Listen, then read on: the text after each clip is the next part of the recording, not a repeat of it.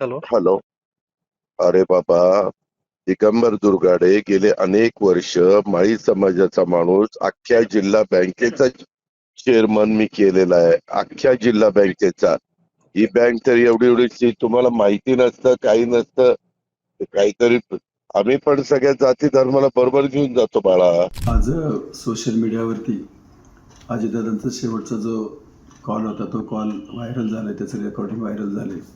त्याच्यामध्ये अनेक जणांनी विचारलं की त्याच्याबद्दल प्रतिक्रिया विचारल्या, परंतु ॲक्च्युली तो त्याचा रेफरन्स मी नंतर बऱ्याचशा कार्यकर्त्यांनी सांगितल्यानंतर त्यांच्याकडनं तो रेफरन्स होता तर तो बारामती किंवा तिकडल्या कुठल्या तरी एखाद्या ठिकाणी जिल्हा परिषदेच्या किंवा पंचायत समितीच्या तिकिटाच्या संदर्भात कार्यकर्त्यांना समजावून सांगत असताना दादांनी तो उल्लेख केला असं मला त्या ठिकाणी वाटते.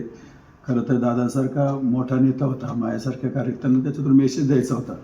ते अजितदादा हे महाराष्ट्राचं फार मोठं व्यक्तिमत्व होतं. त्यांनी जातीपातीच्या पलीकडे जाऊन त्या ठिकाणी राजकारण करण्याचा आयुष्यभर प्रयत्न केला. आपण पाहिलं की राज ठाकरे साहेब सुद्धा त्यांच्याबद्दल म्हटले की अजितदादांच्याबद्दल काही बाबतीत माझे मतभेद असतील, पण हा माणूस जातपात न मानणारा होता, जातीपातीच्या पलीकडे जाणारा माणूस होता, हे त्यांचं स्टेटमेंट होतं. आणि मला वाटतं तोच विचार दादा त्या ह्याच्या कॉल रेकॉर्डिंगमधून त्या कार्यकर्त्याला समजावून सांगण्याचा प्रयत्न करत होते की बाबा अशा प्रकारच्या वेगळ्या जाती जमातीच्या लोकांना मी वेगवेगळ्या ठिकाणी संधी देत असतो. आणि त्यामुळे माझ्यासारख्याही सामान्य कार्यकर्त्याला दादाने जिल्हा बँकेवरती इतकी वर्ष संधी दिली. खरं तर पहिलं तिकीट हे माझंही तिकीट अजितदादांनीच त्या ठिकाणी दिलेलं होतं 1997 साली जिल्हा परिषदचं. आणि आज दादांनी जाता त्या ठिकाणी माझ्या मुलीलाही तिकीट त्यांनी शेवटचं तिकीटचं माझ्या घरामध्ये त्यांनी त्या ठिकाणी दिलं.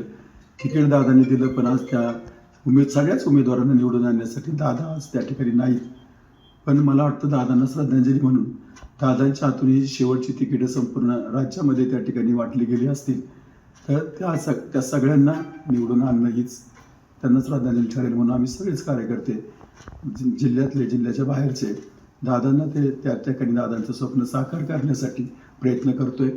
खरं तर आता फारसं काही प्रचाराच्या बद्दलचं काही त्राण उरलेलं नाही, प्रचाराबद्दल मुळे नाही, पण ही लोकशाही ती प्रक्रिया त्याला पुढे न्यायची असते. त्यामुळं आम्ही सगळेजण ते पुढे न्यायचा प्रयत्न करतोय, दादांचं स्वप्न पूर्ण करण्याचा प्रयत्न करतोय. आणि मला वाटतं त्याच्यामधला जो कॉल रेकॉर्डिंग आहे त्याचा अर्थ एवढाच आहे की आम्ही सगळ्या जाती जमातींना, सगळ्या लोकांना, गरीब श्रीमंत धर्मनिरपेक्ष अशा प्रकारच्या विचारांना घेऊन मी पुढे जातोय असं दादांना त्या ठिकाणी मेसेज द्यायचं होतं. आपण सगळे एक आहोत हा मेसेज आहे. कधी कोणाला संधी आत्ता मिळेल, नंतर मिळेल, उद्या मिळेल, परवा मिळेल, पण त्यासाठी नाराज होऊ नका आणि एकजुटीने काम करा असा संदेश दादांनी द्यायचा असेल.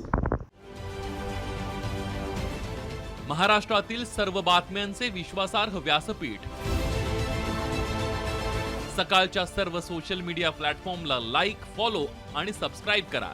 तसंच सर्व नोटिफिकेशनसाठी बेल आयकॉन प्रेस करायला विसरू नका.